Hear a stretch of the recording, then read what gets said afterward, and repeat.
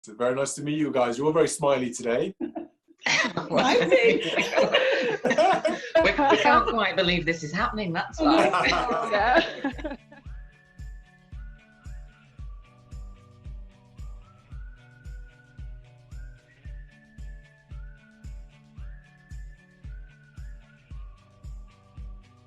Some of us have been volunteers before. Some of us, it's the first time we've ever been involved in something like this.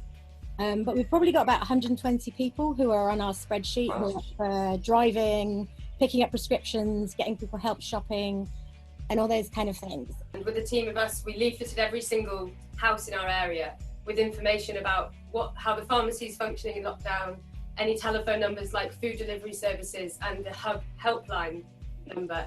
And I received a call one day saying that there was an aged lady who needed help with her medication in my little area. Would I go and help with putting it all in the Duchess boxes for morning, noon and night? So that's how I ended up meeting Linda. It's just like having another daughter. Oh. You know, Sadie came along, sorted it all out, and week after week, and that's what builds up the friendship. And of course she does my shopping as well, looks in the fridge to see what I need, because, you know, I'm a bit sloppy about buying things. Oh, you're amazing. I'm sure not, Linda. I'm sure not. She's a great girl. You're too kind. Yes. It's really a pleasure to volunteer for Linda because she's done so much for other people in her life. And since we've met each other, I've heard all these stories about people she's helped. So it's really like, I get such a good feeling from coming here and helping. And we've got a new house phone with a speakerphone so you can stay in touch with family. There's an iPad that we've set up so that she can FaceTime her great grandson. Yeah. It's been a real help when Linda's been isolating at home alone the whole time. It's been really useful, hasn't it? Oh yes, I like my iPod. Since you've been established, do you feel it's made a difference? I mean, I'm sure you're getting lots of feedback from the young people, but within the community as a whole, do you feel it's made a big difference to the younger generation in the community that you work with? Yeah, I would say that we have. What we find is that we get a lot of young people that want to come back and volunteer for us. So I guess for us, they come to the services that we provide and then they say, right, we want to give back because we still want to be a part of that, even though we may be too old. So it's just nice seeing that they've grown and that they've built this confidence that they're like, right, we can deliver to our peers what we've learned. And we can see the growth already. And what are the main themes that arise with the young people that you speak to in the communities that you work with? Are there sort of common things and things that come up a lot that the young people want to see change in? Or is it quite a broad spectrum? So I guess the things that we always get that come up in conversations will be gang crime, will be mental health, because they feel like they don't get the right support there. It's so fantastic that lots of people in communities have reached out at this time, really showing sort of that community spirit and actually helping out individuals and everybody as a whole. So it's been, the pandemic's been such such pressure for everybody, but actually some of the highlights, I think, is the way that communities have pulled together and also how people have sort of stepped up and volunteered and given their time, and these small acts of kindness and things like that, they go such a long way to individuals like Linda here. It makes your lifeline really to them. So yeah, a huge well done. I'm representing a group of about 30 volunteers, and since the crisis we've basically been working together to increase the amount of food that's grown locally. So we've been supporting families to grow more food at home, and we've also been working with farmers to put some kind of field scale vegetable crops in the ground, and we've been organising land army sessions and seed swaps. So we felt like, yeah, although the crisis has been difficult, this has been a really great opportunity to kind of connect with people locally and help them to do something positive and something that can bring them outside, and also that kind of increases our local food resilience. Hi Summer, hi Kay, nice to see you guys. Hi. Hi Jude, hi Duchess. Hi, very nice to meet you. We were just getting a lowdown on Conscious Youth, and I gather you guys are both volunteers. Yeah. Yes.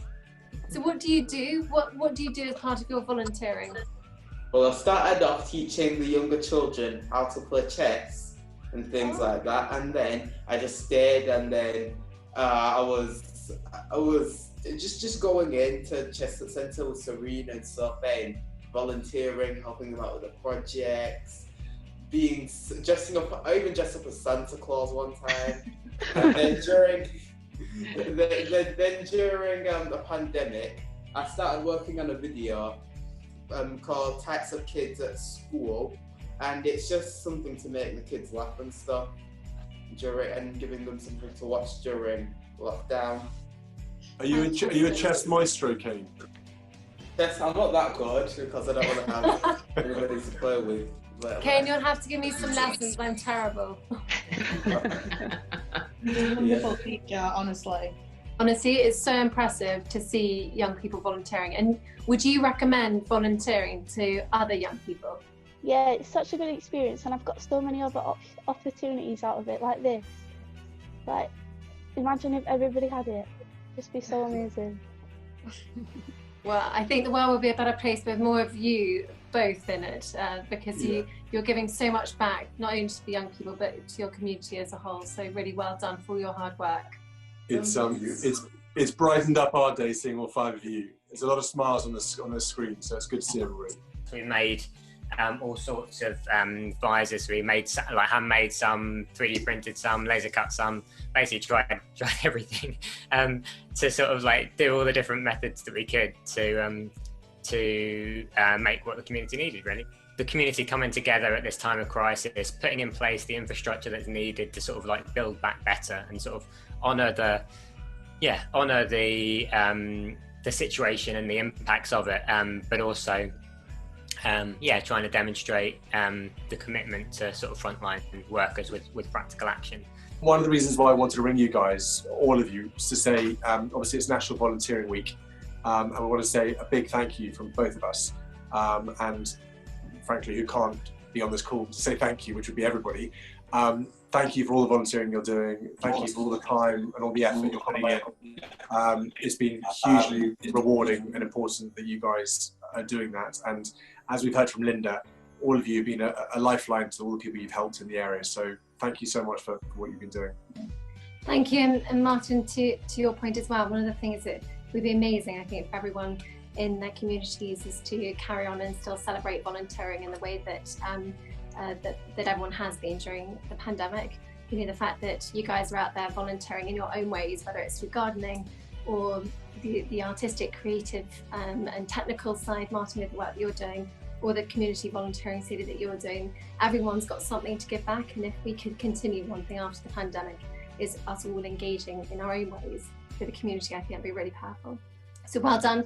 Thank you, everybody, and thank you for your time. Kane and Summer, lovely to see you guys, and best of luck, best of wishes. Yeah. Thank you so Thank much.